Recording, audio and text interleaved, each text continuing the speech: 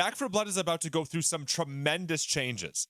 And the reason why we know that is because the Twitter of Back 4 Blood released a 42-second video today, and the caption was, "If no hope taught us anything, it's that there's always hope for change."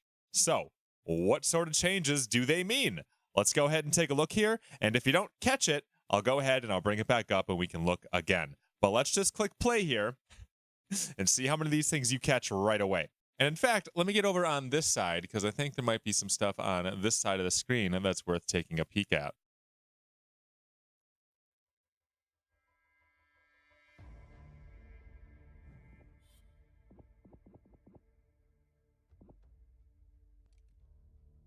Ridden ain't like no animal you've hunted.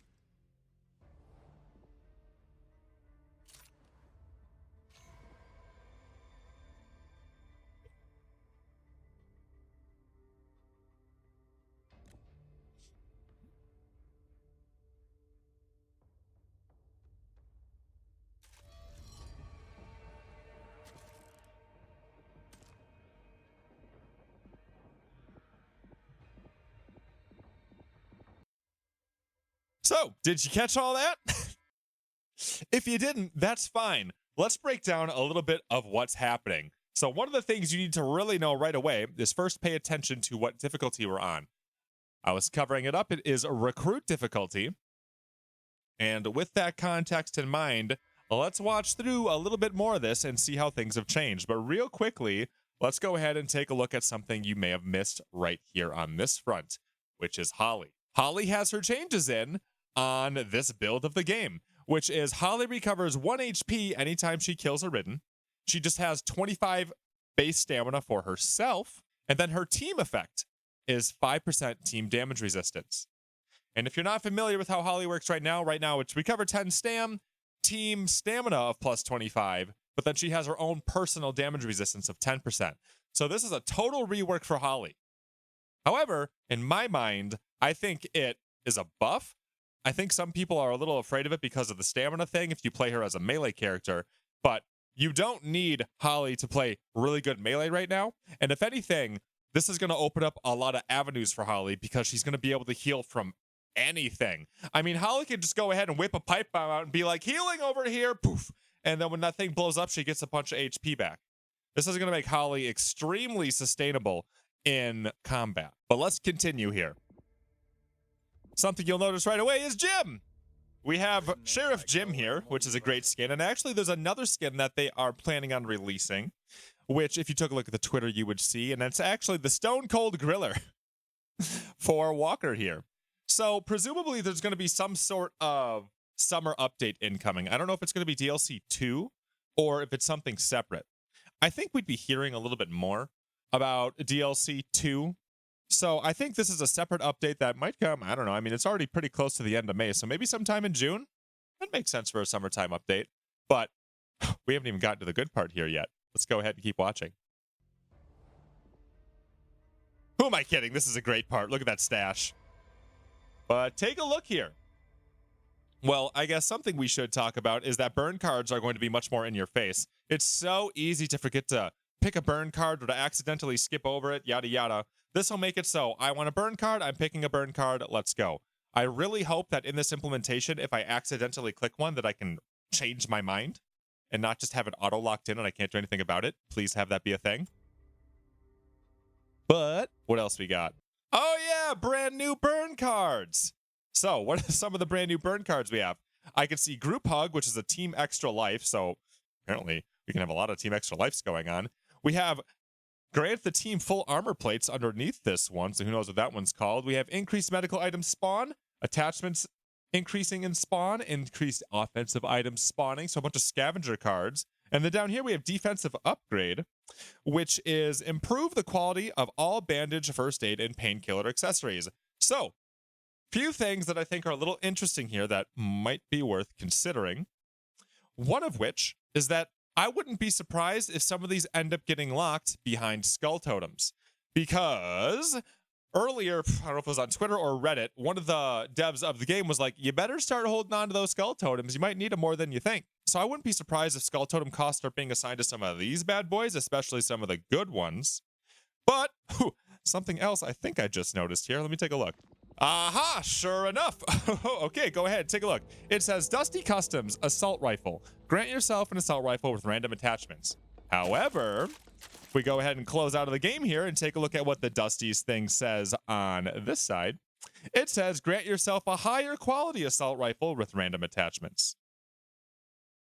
Now, I'm presuming that after you reach purple stuff, that's just as high as you're going to go. I'd be super shocked if there's a way to pump it up even higher than purple based off of burn cards. It would be kind of cool, but I don't think that's going to happen. But either way, looks like Dusty's getting a change here too, and who knows? As you can see, it's page 1 of 3. So we might be getting ourselves quite a few more burn cards, even more than what are listed here, because if we get defensive upgrade, well, you can assume there's offensive upgrade, utility upgrade, maybe all the other Dusty cards are changed, maybe there's going to be a melee Dusty card, maybe there's going to be stuff that we don't even see here yet. A lot of opportunities.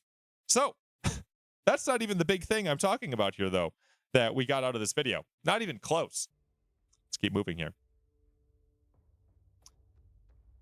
So you load in here. Take a peek.